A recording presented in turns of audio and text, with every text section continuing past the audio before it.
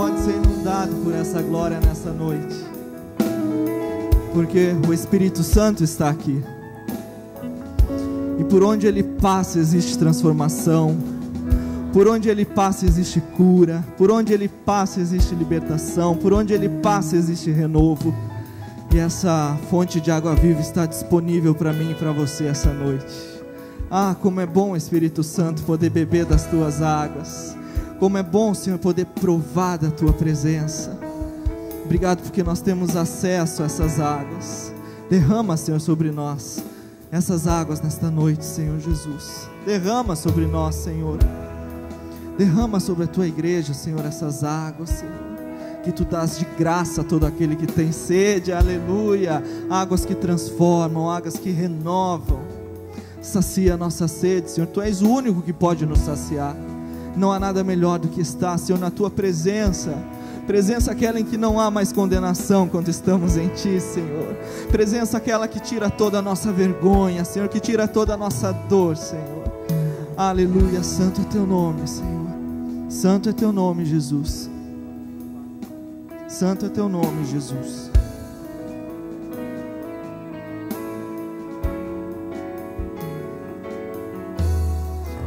Vamos provar o quão real é Sua presença. Vamos provar a Sua glória e bondade. Vamos provar o quão real é Tua presença. Vamos provar a Tua glória e bondade. Vamos provar o quão real é Tua presença. Dê liberdade ao Espírito de Deus. Vamos provar a Tua glória e bondade. Vamos provar o quão real é Tua presença. Vamos provar a Tua glória. Santo Espírito. Santo Espírito, és bem-vindo aqui. Vem inundar, encher esse lugar. É o desejo do meu coração. Sermos inundados por Tua glória, Senhor.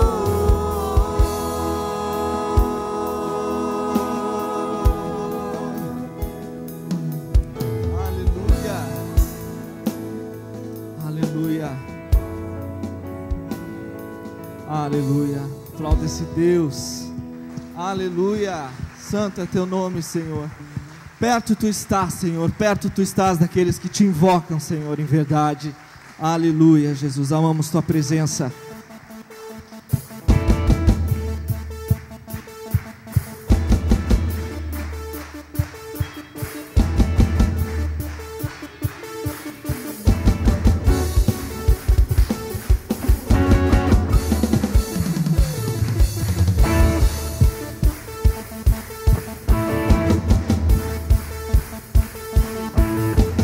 Todos que precisam ter esperança para viver, venham conhecer o Salvador. Todos que querem encontrar palavras de vida eterna, venham conhecer o Salvador. Deus está perto de nós, chove o Seu amor, reina o Seu amor. Sua graça nos salvou, chove o Seu amor, reina o Seu amor. Deus está perto de nós.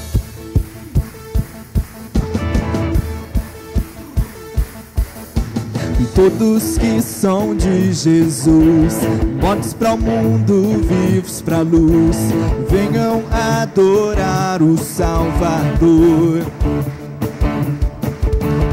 todos que sabem perseverar, na fé que tudo vencerá, venham adorar o Salvador.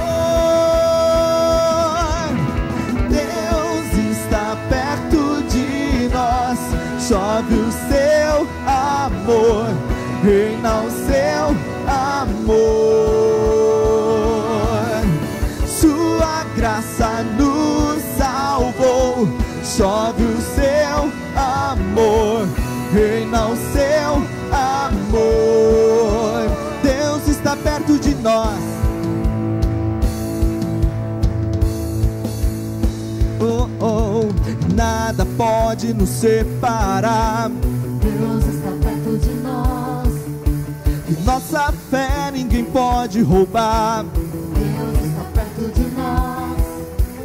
O seu trono não se abalará. Deus está perto de nós. E não há mais nenhum temor, nos libertou, perto está o Senhor. Deus está perto de nós, chove o seu amor, reina o seu amor.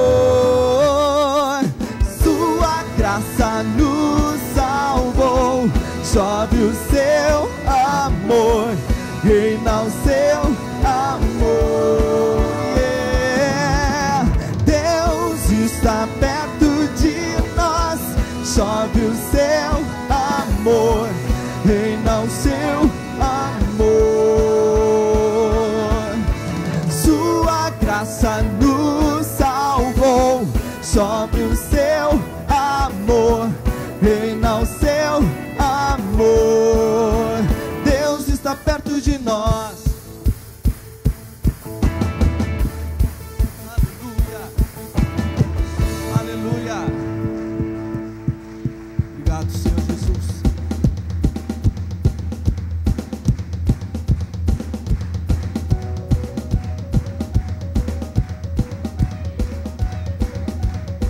Tua graça me envolve, me fortaleço em ti. Trocaste o mal em mim pelo melhor de ti. Aleluia! Oh, oh, oh, oh, oh, oh, oh, oh. Meu coração transborda de alegria e paz. Trocaste o mal em mim pelo melhor de ti. Teus sonhos são meus sonhos, estou em tuas mãos. A vida tem sentido se viver pra ti. Eu rendo a ti meu coração, que o teu reino venha, pois tudo o que eu quero é mais de ti. Quanto menos de mim, mais de ti. Que cresça mais e mais tua luz, que o mundo inteiro possa ver. Deus, se tu és libertador, se tu és meu guia, com tudo o que sou, eu quero só a ti. Me faz o teu reflexo, que possam ver-te em mim, e a glória que eu receba seja dada a ti. Eu rendo a ti meu coração, que o teu reino venha, pois tudo o que eu quero é mais de ti. Quanto menos de mim, mais de ti. Que cresça mais e mais tua luz, que o mundo inteiro possa ver. Deus, se tu és libertador, se tu és meu guia, com tudo o que sou, eu quero só a ti. Oh, oh, oh, oh, oh, oh, oh.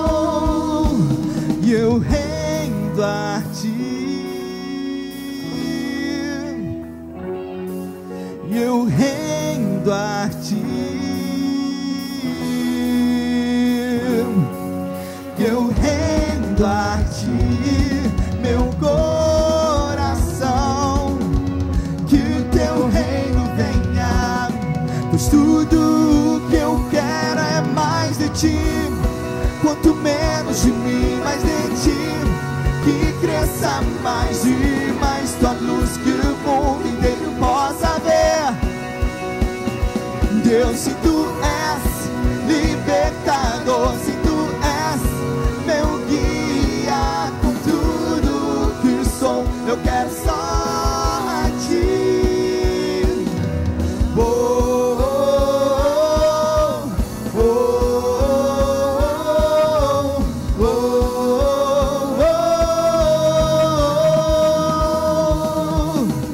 oh, oh.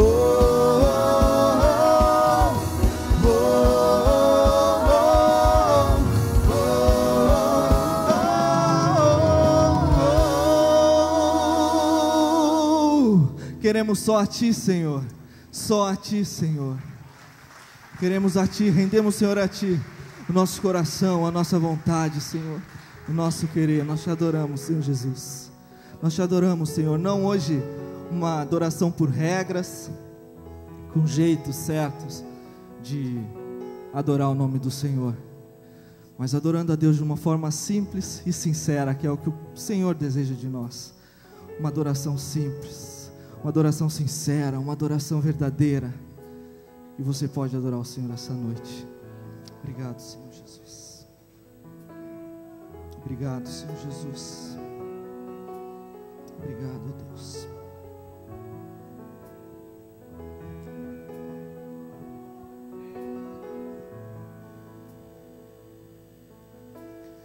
Luz das nações, que dissipa as trevas, abre os meus olhos pra ver. Lindo tu és, eu só quero adorar-te, dar os meus dias pra ti. Diga a Ele para o que você vê essa noite. Vim para adorar-te, vim para prostrar-me, vim para dizer que és meu Deus, és totalmente amável, totalmente digno, és maravilhoso para mim.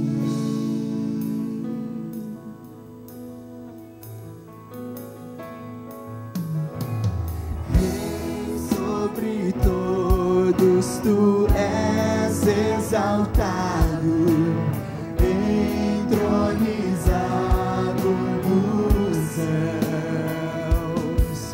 Humilde vieste à terra que criaste, por amor pobre se fez.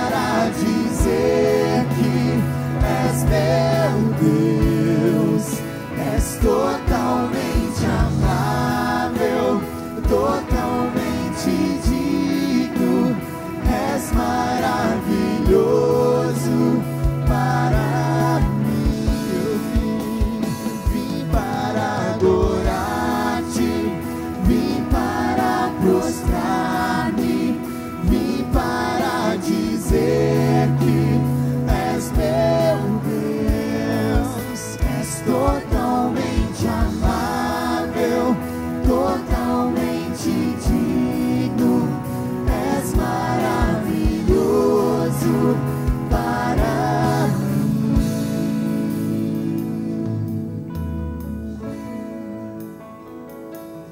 Eu nunca saberei o preço dos meus pecados lá na cruz. Eu nunca saberei o preço dos meus pecados lá na cruz. Eu nunca saberei o preço dos meus pecados lá na cruz. Eu nunca saberei o preço dos meus pecados lá na cruz. Vim para adorar-te, vim para prostrar-me, vim para dizer que és meu Deus, és totalmente amável, totalmente digno, és maravilhoso para mim. Vim para adorar-te, vim para adorar-te, vim para prostrar-me, vim para dizer, tu és o meu Deus, Totalmente amável, totalmente digno, és maravilhoso para mim. Tu és maravilhoso, Senhor. Adoramos o teu nome, Jesus. Na beleza da tua santidade, Senhor. Honramos o teu nome, Senhor. Damos louvor a ti, ao único que é digno de receber toda a honra, toda a glória, toda a adoração, Senhor. Recebe o nosso louvor, Senhor Jesus. Bom é te adorar, bom é parar tudo e nos rendermos aos teus pés e nos prostrarmos e dizer que tu és Deus. Aleluia, Jesus. Nós viemos te adorar, Senhor. Como é bom estar na tua presença, Deus. És meu Deus. Eu vim para adorar-te, vim para prostrar-me, vim para dizer que és meu Deus. És totalmente amável, totalmente digno, és maravilhoso para mim. Só a igreja declara: vim para adorar. Com toda a força do seu interior, declare para o que você veio essa noite. Tu és o amado das nossas almas, Senhor Jesus.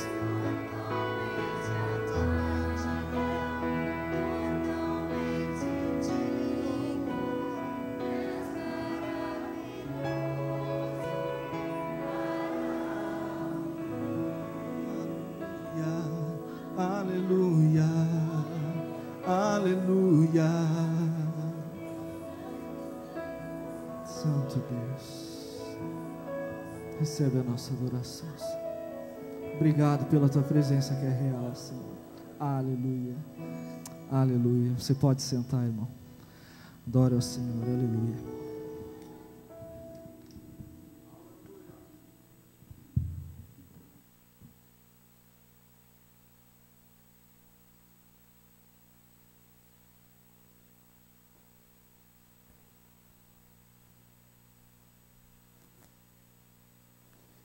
Gostaria de dispensa.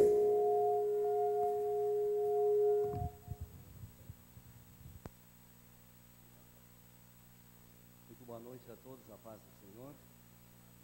Antes de mais nada, também eu tenho saudações, primeiramente nossa diretoria da CIB, nossa convenção nacional. Dias atrás tivemos uma importante e preocupante reunião de diretoria, dados os desafios missionários no Brasil e fora do Brasil. Eu compartilhei um pouquinho com o pastor Marcos, o projeto sobre isso. Mas agora estamos entrando se Deus permitir, no mês de setembro, e começa então uma grande arrancada, se posso usar essa expressão, em favor da obra missionária.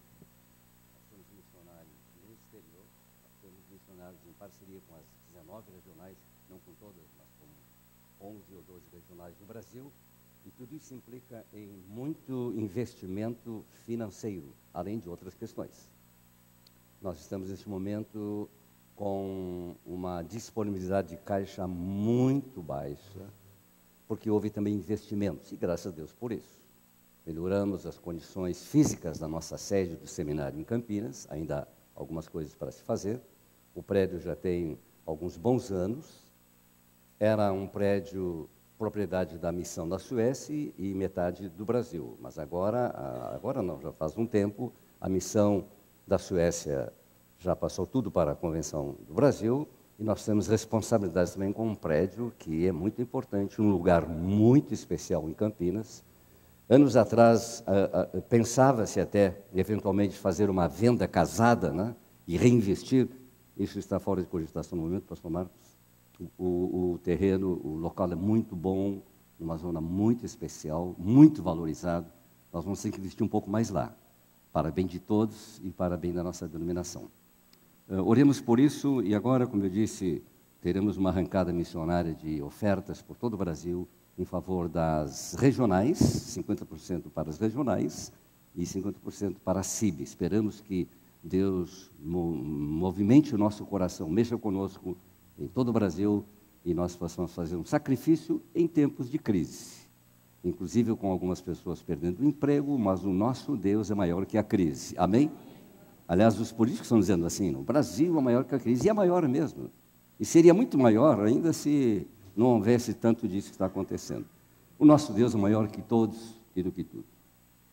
E trago uma saudação também, junto com a minha esposa, de um abençoadíssimo congresso feminino, não do de Maceió, lá nós não estivemos, porque praticamente foi quase na mesma época o congresso feminino da Sibila, das igrejas de língua alemã, que hoje é tudo em português. 300 irmãs estavam lá, e com a graça e a bondade do Senhor eu pude pregar 6 vezes, 6 ministrações, desde quinta-feira à noite até domingo.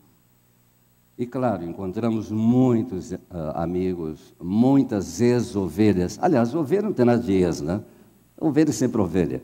E muita gente que a gente conheceu quando eles eram pequenos, hoje já são pais, mães e até avós. E assim é a lei da vida. Isso é muito bonito, é muito gostoso. Eles mandaram saudações também. E aqui estamos, irmãos, para mais uma meditação na Palavra de Deus. Como é bom ter a Palavra de Deus e meditar nela. Eu os convido para nós lermos, como estamos assentados, o texto do apóstolo Paulo na sua segunda carta aos Coríntios, capítulo 2 e versículo 14. Faz precisamente 16 anos e 10 meses que eu preguei sobre esse texto aqui nesta igreja. Como é que eu sei isso? Porque eu anoto. Então, é a razão suficiente para nós voltarmos a um texto. Por 2 razões, na verdade. Primeiro, porque possivelmente ninguém memorizou tudo que eu falei há 16 anos e 10 meses. E em segundo lugar, e a razão mais forte, que a palavra de Deus é sempre viva e eficaz. É sempre nova, por mais antiga que seja. Então vamos ler. Segunda carta de Paulo aos Coríntios, capítulo 2, versículo 14. Paulo escreveu assim: mas graças a Deus, que sempre nos conduz vitoriosamente em Cristo e por nosso intermédio exala em todo lugar a fragrância do seu conhecimento. Como às vezes eu digo, se o pregador não fizesse nenhum comentário, o próprio texto, o texto em si, já é uma poderosa mensagem. Aliás, muito inspirativa, muito inspiradora. Meus irmãos, de longe e de perto, meus irmãos e amigos online, nós temos aqui uma declaração apostólica que faz muito bem aos nossos ouvidos, soa bem aos nossos ouvidos, porque se trata de triunfo, de vitória, e é isso que todo mundo quer. Quem é que não quer ser triunfante? Quem é que não quer ser vitorioso? De um modo geral, todas as pessoas buscam isso, né? Lutam por isso. chegam até a se matar uns aos outros para, de alguma forma, e até passando por cima do outro, conseguir alcançar algum tipo de vitória, algum tipo de sucesso, de êxito e de triunfo. E o apóstolo Paulo está dizendo aqui nesse seu texto, escrevendo aos irmãos em Corinto, que sim, a vida cristã pode, e não somente pode, deve ser uma vida triunfante e uma vida vitoriosa. Claro, depende muito qual é o conceito que nós temos de vitória e de sucesso e de êxito. E daí, o nosso tema para essa noite: implicações de uma vida cristã triunfante. Mas antes de nós entrarmos no tema propriamente dito, vamos dar uma olhadela no pano de fundo que provavelmente, digamos assim, motivou, além principalmente da inspiração do Espírito Santo, motivou a mente e a escrita do apóstolo Paulo. De que se trata? Naqueles tempos do apóstolo Paulo, era muito importante a maneira como um general vitorioso, me refiro ao general romano, comemorava a sua vitória, voltando às vezes depois de anos, de muitos meses, e até de anos, de longas batalhas fora do Império Romano, e como ele chegava em Roma, capital do Império, e comemorava a sua vitória. É preciso dar uma olhadinha nisso, para entender um pouco melhor o que Paulo está querendo dizer. Era um verdadeiro cerimonial, era um verdadeiro secto, era uma... até podia usar essa expressão, que se usa mais, na verdade, no mundo religioso, era uma procissão, né? Com todas as pompas que um general romano podia apresentar. Primeiramente, vinham os oficiais do Estado, do Império, e os senadores. Depois vinham os trompetistas, porque tinha que ser alardeado, e toda a capital do Império tinha que saber que estava chegando um general vitorioso. Aliás, os homens gostam de trompetar as suas vitórias, né? Sempre foi assim. A seguir, imediatamente, vinham os que carregavam os espólios das terras conquistadas, as riquezas, enfim. Depois disso, em seguida, vinham os prisioneiros. Eles também entravam nesse secto, nesse cerimonial. Até porque o general tinha que apresentar, né, para Roma, para a capital, quantos cativos ele pôde trazer, simbolizando e mostrando, do ponto de vista bem prático, que ele era de fato vitorioso. A seguir, era conduzido, e olha a expressão que eu estou usando aqui, porque é a expressão que Paulo usa, né? Olha a expressão que eu estou usando. Era conduzido o touro branco para o sacrifício. Ah, tinha que haver um sacrifício. Era misturado também com um pouco de religião, a religião pagã.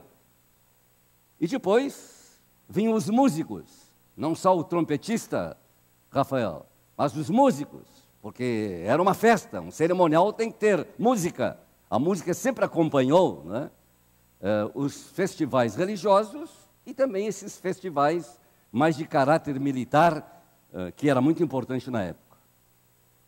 Os sacerdotes vinham em seguida, já quase por último, carregando o incenso. E depois, finalmente, vinha o general vitorioso numa carruagem conduzida ou puxada por 4 cavalos.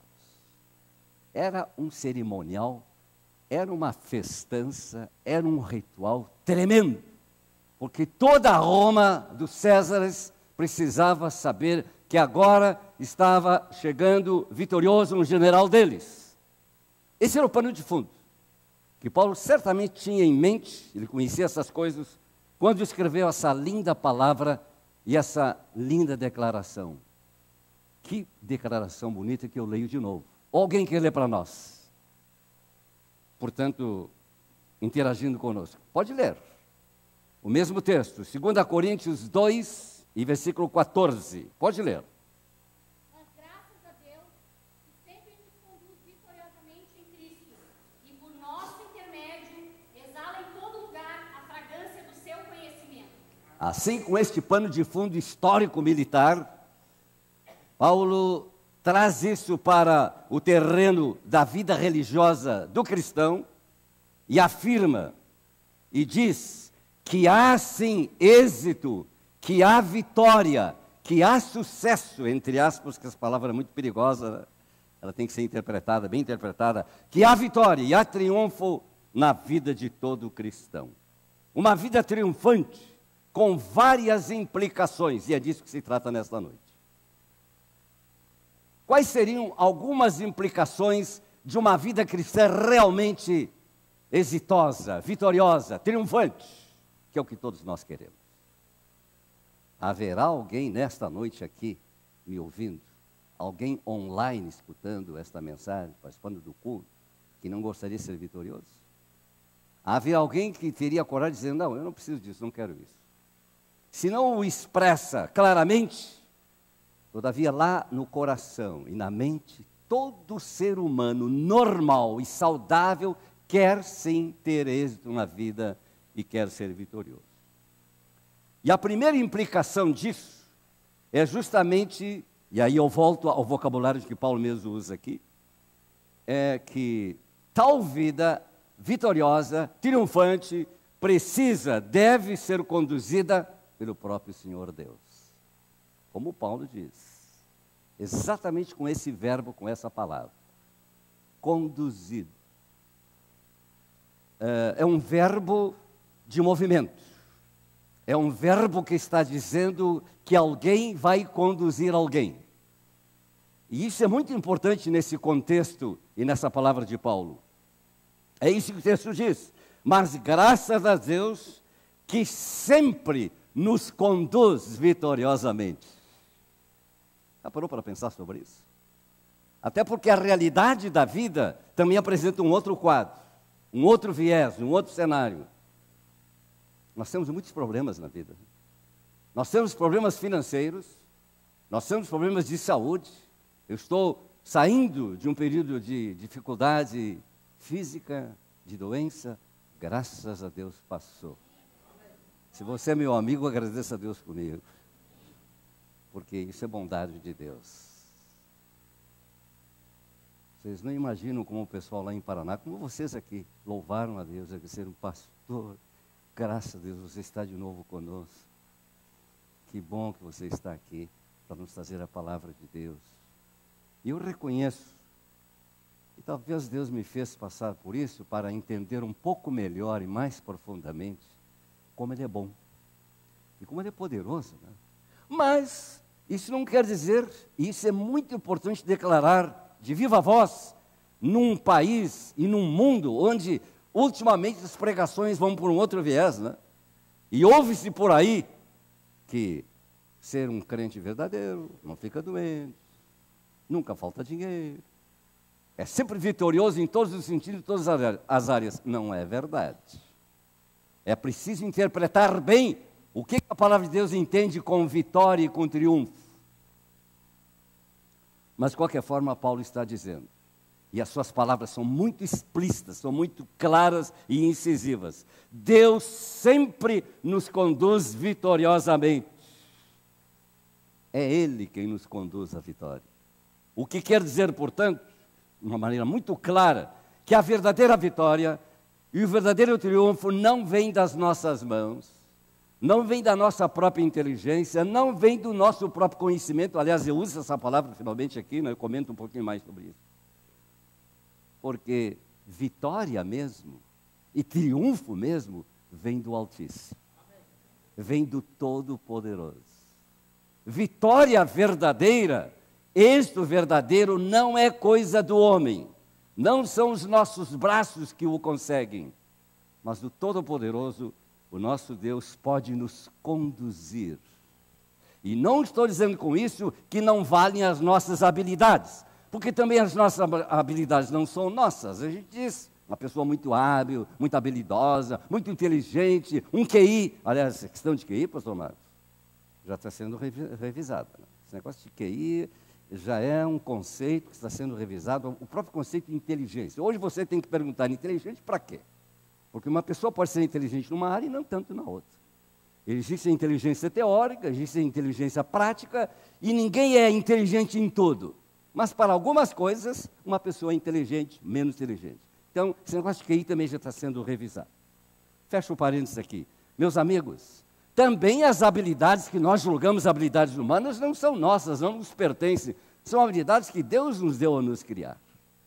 E nós devemos todos dizer, Senhor, muito obrigado por essas habilidades, que nós podemos desenvolver, sem dúvida nenhuma, ou podemos deixá-las enferrujadas, e aí não se chega a nada. Mas todo o verdadeiro triunfo e toda a verdadeira vitória vem do Todo-Poderoso. E isso é uma doutrina bíblica, é um doutrinamento, é um dogma cristão. É uma palavra muito clara na palavra de Deus, nas Escrituras. E por isso vale lembrar aqui o que Jesus mesmo disse: sem mim, nada podeis fazer.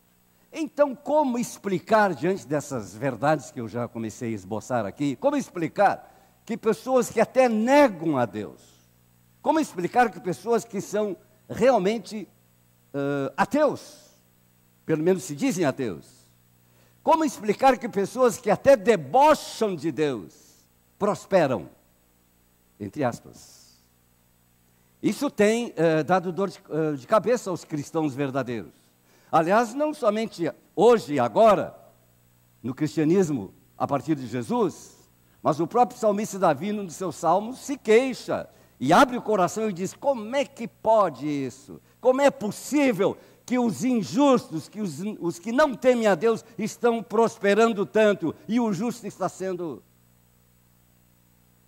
rebaixado, está sendo espisoteado? Boa palavra. E ele mesmo confessa que já estava deslizando na sua fé. Os seus pés estavam, como diz o gaúcho, resvalando.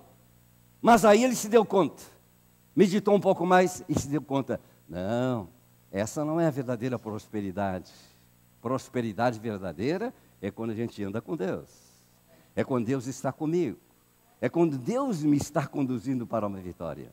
E nós temos aqui uma questão muito filosófica, muito teológica e muito prática, porque as pessoas se perguntam sempre de novo: e como é que o incrédulo, que debocha desse Deus, também é abençoado? Para essa pergunta, que sempre está soando aos nossos ouvidos, e frequentemente ela está diante de nós, há duas respostas. Prestemos bem atenção. A primeira resposta é o seguinte: segundo o ensino bíblico, êxito verdadeiro, triunfo verdadeiro é mais do que vitória material. Posso ouvir um amém? Aqui que começa o equívoco, o erro e a heresia. Verdadeira vitória, verdadeiro sucesso, verdadeiro triunfo é mais do que dinheiro. É mais do que uma boa e rica e gorda conta no banco. É mais do que possuir muitos carros importados e ser proprietário de um palácio. Isso não é ainda o triunfo e a vitória de que a Bíblia fala. Aqui as pessoas cometem grandes equívocos. Inclui necessariamente uma vitória no mundo espiritual. Verdadeiro sucesso tem a ver com a presença de Deus na vida de um homem, de uma mulher, de um jovem, de um ser humano, de modo que, se Ele quiser abençoá-lo, abençoar o ser humano com dádivas materiais, Ele o faz grandiosamente. Isso é muito bom.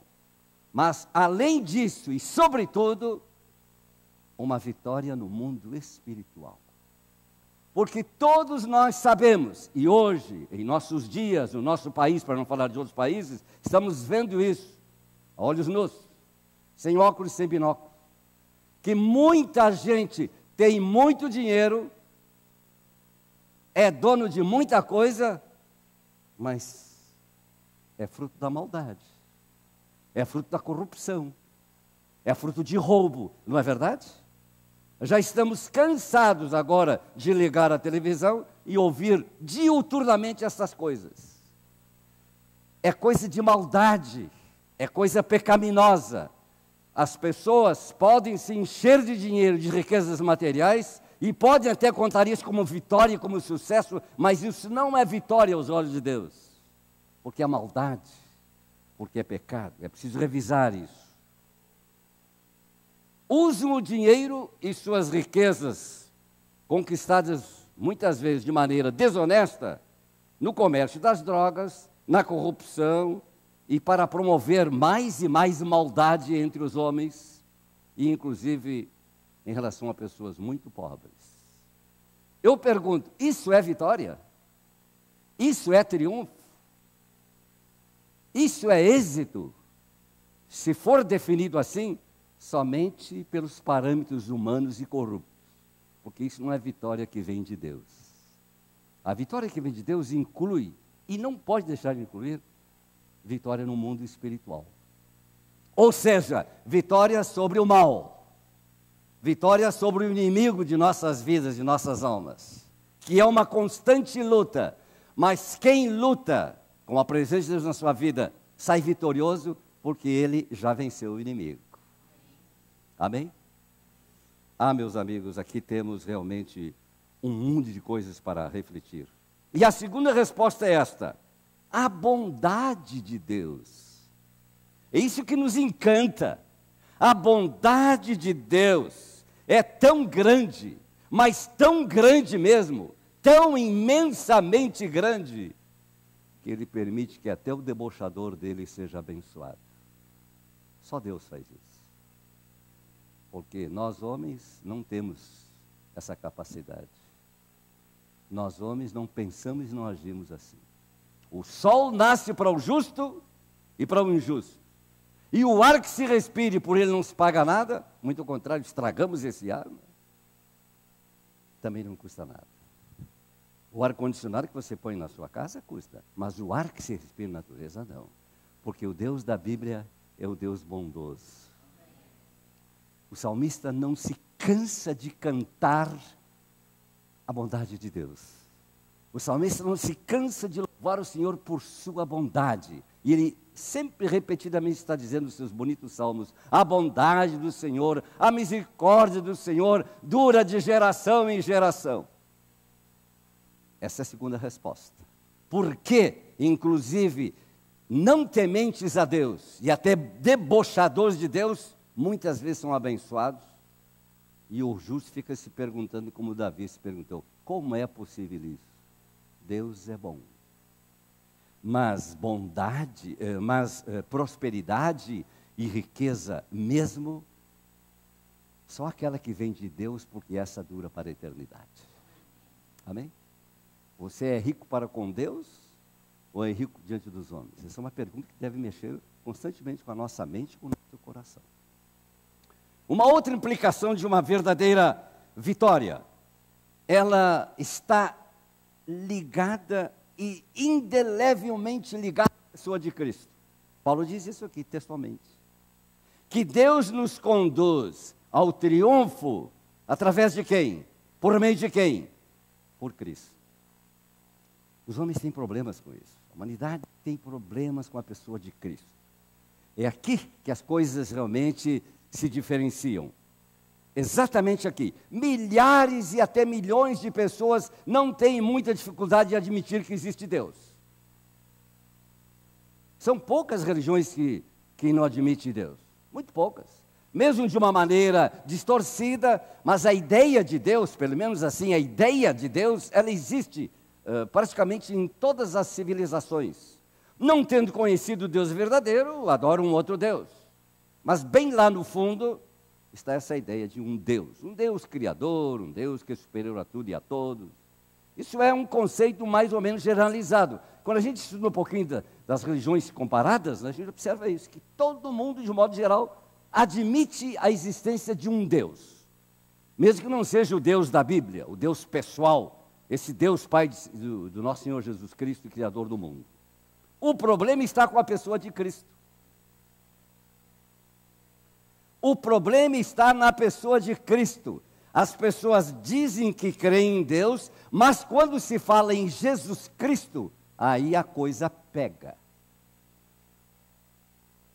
E até mesmo pessoas que se consideram religiosas, às vezes têm dificuldade com isso. Deus, tudo bem, mas quem é esse Jesus? Quem é o tal de Jesus Cristo?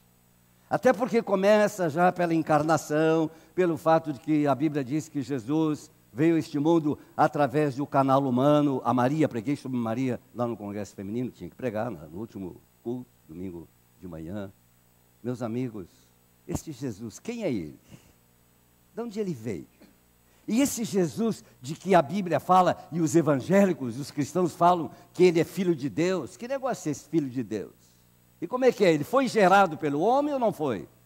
Esse Jesus era filho de José ou só filho de Maria? E começam aí as primeiras complicações, né? As primeiras complicações. Quem é esse Jesus? E afinal de contas, o que ele fez? Não, aí temos muitas respostas. Quem é ele? E aí as respostas são muito diferenciadas. Quando você pergunta às vezes quem é Jesus, alguns respondem, foi um grande líder religioso. Foi um grande mestre, iluminado. Muitos respondem assim. Outros até, como? Foi um grande profeta, já disseram para ele mesmo, quando Jesus perguntou, o que é que os homens dizem de mim, a respeito da minha pessoa? E aí vieram as respostas, tu és João Batista, tu és um grande profeta. Aí Jesus apertou um pouquinho mais o cerco, porque essa é a questão crucial. Mas o que é que vocês dizem que eu sou? Aí Pedro se levantou e disse, tu és o Filho de Deus vivo. E aí mudam as coisas. Eu estou argumentando aqui essa questão para lhes dizer claramente que este é o problema crucial nas religiões. Com Deus tudo bem, tem que haver um Deus criador, nunca vi esse Deus, mas ele deve existir. Só o ateu, muito ateu, que diz que Deus não existe. Mas quem é Jesus Cristo? O que esse homem veio fazer? E alguns até chegam a dizer assim, pobre desse Jesus de Nazaré, foi vítima dos seus inimigos. E fica por aí. Mas a Bíblia declara, e isso já vem no Antigo Testamento de uma maneira um pouco mais velada, não tão clara, a partir do Novo Testamento de uma maneira muito clara, que não há como confundir. A Bíblia declara que Jesus é a pedra de toque.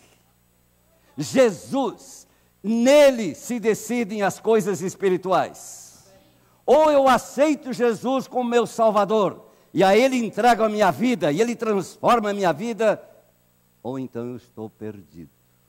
Isso não é invenção de um pregador, isso não é invenção de um religioso fanático, é o que a Bíblia diz. A pessoa de Jesus já está profetizada dezenas de vezes no Antigo Testamento. Um teólogo alemão escreveu um livro dessa idade, ou seja, dessa grossura, pena que não está em português, eu o tenho em inglês. Ele era alemão, mas escreveu em inglês. Questão de publicação, dessa grossura, só sobre a pessoa de Jesus através de toda a Bíblia, desde o Antigo Testamento até o Novo Testamento. Ele é a rocha de que o Moisés cantou, um dos mais lindos hinos sobre Jesus, na figura da rocha no Antigo Testamento. Ele é aquele de quem o profeta falou, o profeta Isaías, 700 anos antes de Jesus. Ele é aquele do qual o salmista Davi várias vezes falou, a minha rocha, a minha salvação. O Salmo 22 é um salmo profético e fala até das palavras de Jesus, quando ele exclamou lá na cruz, meu Deus, por que me desamparaste? O Salmo 2 é um salmo missionário e fala de Jesus e diz no finalzinho do salmo, adorem o Filho, beijem o Filho, para que não seja que no dia da sua ira, vocês estejam perdidos. E o Novo Testamento é só a pessoa de Jesus. Jesus é a pessoa que atravessa a Bíblia de ponta a ponta, porque assim quis Deus o Pai, que em Jesus, seu Filho, tudo isso se diz. Meus amigos, meus irmãos, sem Jesus, nada feito. Com Jesus, tudo feito. Não peço para ler, porque eu imagino que a mãe não conhece de cor e salteado. O que o apóstolo João escreve no seu evangelho, iniciando o seu evangelho? No princípio, era o verbo. O verbo estava com Deus. E o verbo era Deus. E tudo que foi feito com Ele. E sem Ele, nada que foi feito se fez. Jesus. Uma das coisas mais lindas que minha esposa e eu achamos quando entramos numa igreja, agora nos últimos anos, tem se colocado assim. Aqui nós tínhamos um versículo muito bonito. Você lembra? O que dizia aqui na... Era muito bonito. Ainda não colocamos, pastor Marcos, até porque temos a questão aí da projeção. Mas em algumas igrejas, após reformas, eles só colocam assim, Jesus.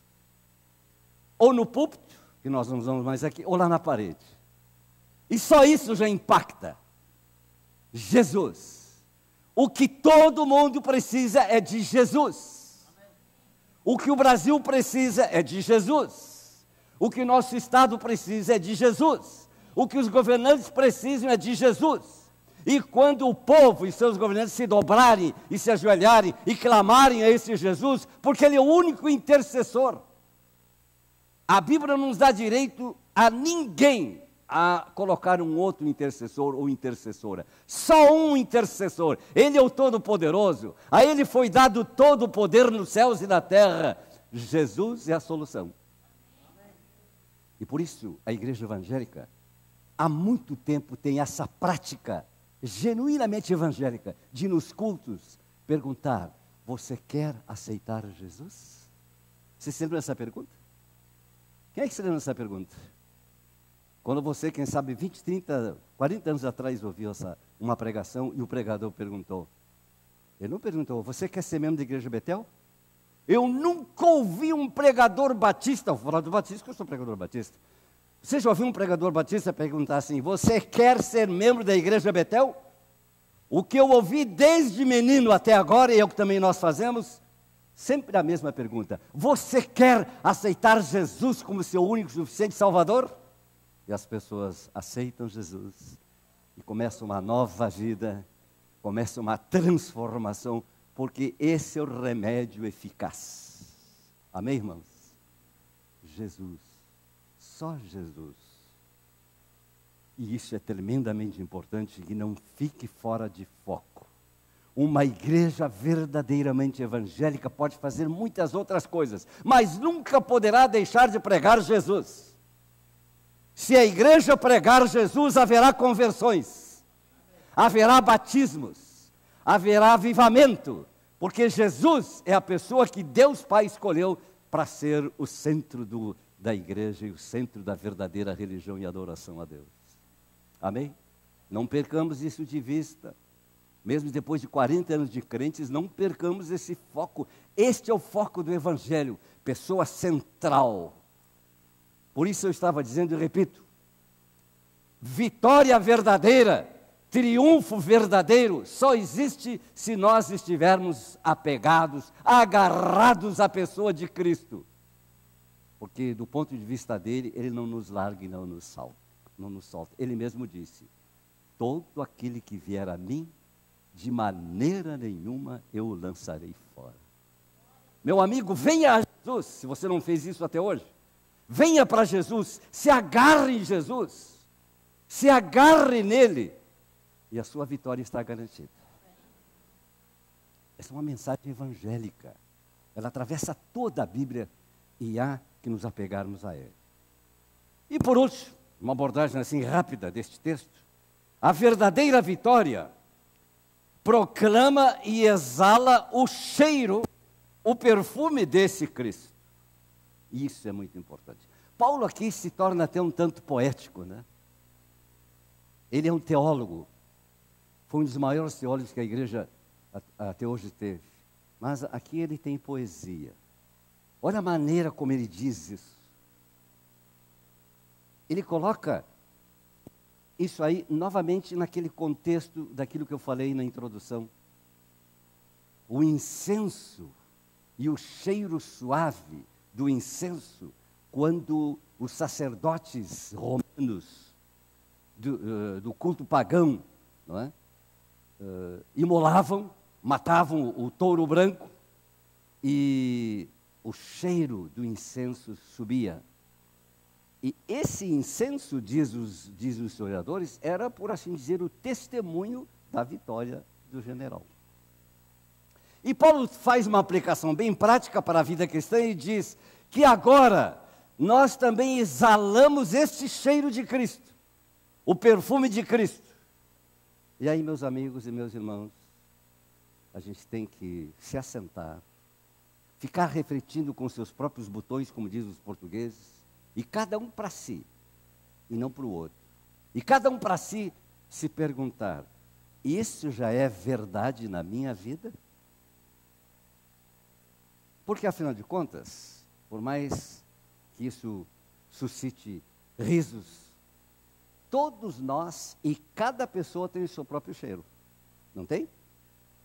Não me convenci, hein? Mas agora está melhor. Eu estava ouvindo só a Thelma dizer isso. Todos nós, cada pessoa tem o seu próprio cheiro. Mesmo que às vezes não reconheça.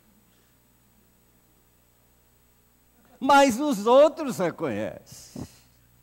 Alguém disse, não pode dizer o nome, nem me pergunte, alguém disse, quando essa pessoa chega em casa, naquela casa, toda a casa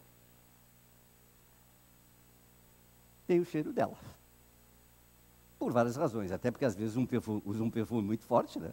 Mas o próprio cheiro da pessoa, cada um tem o seu cheiro. É tão verdade isso, que alguns animais domésticos, especialmente os cães, eles conhecem o cheiro do seu dono. Ficam cegos, diz aqui, uma veterinária, entende, está falando de coisa que ela entende. Ficam cegos, mas conhecem o seu dono pelo cheiro. Não sei se você conhece a sua dama pelo cheiro, é outra questão que cada um responde, né? São coisas tão comuns que a gente não para refletir, né? Todos têm o seu próprio cheiro. E quando o cheiro natural não é lá tão grande coisa, o que a gente faz? Bota um perfume. O perfume foi inventado para isso. Aliás, dizem as más línguas, eu estou falando online, mas isso é conhecido, dizem as más línguas, que foram os franceses que inventaram o perfume. Mas eu estava num culto, muitos anos atrás, numa outra igreja, cheia de alemães, descendentes de alemães, e o pregador que veio nos visitar também era de origem alemã, e ele disse, mandou dizer, pois é, quem inventou o perfume foram os alemães, porque eles tomam muito pouco banho. Não é verdade. Não foram os alemães. Todo mundo sabe que o perfume foi inventado pelos franceses.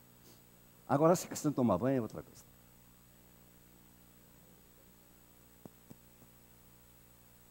Você tem o seu próprio cheiro.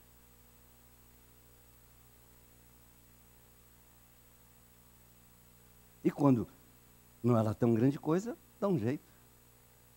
Aliás, é muito melhor que a gente dê um jeito, né? É muito melhor, sem dúvida nenhuma. Eu disse uma vez, já faz um tempo, eu disse uma vez, e repito, não posso dizer o nome, eu conheci um colega, e não está aqui presente, está até longe de nós, ele vive ainda. Eu nunca me sentei ao lado de um pastor tão bem cheiroso como aquele outro. Mas que coisa, não é impressionante, pastor? Não me pergunte quem era, eu não posso dizer. Mas é impressionante. Sempre bem cheiroso. O que é agradável, né? Muito melhor do que sentar perto de uma pessoa bem. Tudo bem, fecha o parênteses. Vamos ficar dentro do texto? Paulo está falando disso. Paulo está dizendo que Cristo, por nosso intermédio, apresenta e exala o bom perfume. Amém. Meus amigos, eu lhes confesso que, tendo pregado a sua palavra já mais de uma vez, preguei há 17 anos quase aqui, preguei em Viamão, preguei em Pelotas e preguei em algum outro lugar. Mas nesses dias, voltando ao mesmo texto, eu tive que perguntar para mim mesmo, que perfume eu exalo? Tive que me perguntar. Tive que, à luz dessa palavra, me perguntar, que tipo de cheiro, como cristão, nós exalamos? E notem bem a palavra que Paulo usa nesse contexto. Ele diz que nós exalamos o conhecimento não nosso, né? Que esse é o bom cheiro, o cheiro de Cristo, o conhecimento de Cristo, porque essa é uma questão muito crucial. Nós podemos conhecer a Bíblia de ponta a ponta, isso é bom, isso não é ruim. Isso já é o cheiro de Cristo? Claro que não. Isso faz parte de um contexto. Claro que quanto mais eu me alimentar com a palavra de Deus, sem dúvida, sem a menor dúvida, o cheiro de Cristo vai começando a aparecer mais na minha vida. Mas eu posso ter um conhecimento superficial e intelectual da Bíblia. Eu posso conhecer centenas de textos de cor, e mesmo assim, ainda está faltando muito na minha vida.